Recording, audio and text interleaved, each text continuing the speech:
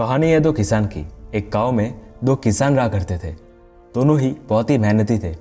दोनों ही एक जैसा काम करते थे, पर एक किसान सिर्फ रोते रहता था, ये कह के कि ये भगवान, तूने मुझे एक ऐसी ज़िंदगी दी, मेरे पास तो कुछ भी नहीं है, मैं तो बहुत ही ज़्यादा गरीब हूँ।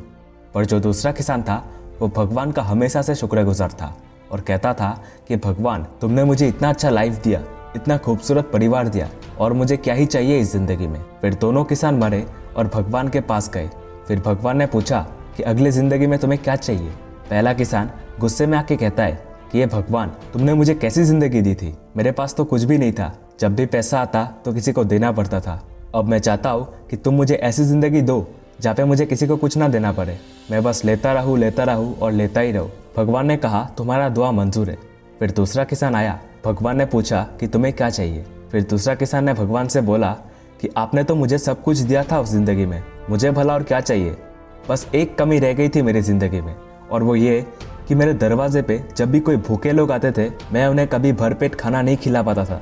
मैं बस ये चाहता हूँ कि अगले जन्म में मेरे दरवाजे से कोई भी भूखा पेट और खाली जेब ना जाए, मैं उन्हें देता रहूँ और बस देता ही रहूँ। फिर दोनों का जन्म होता है उसी गाँव में।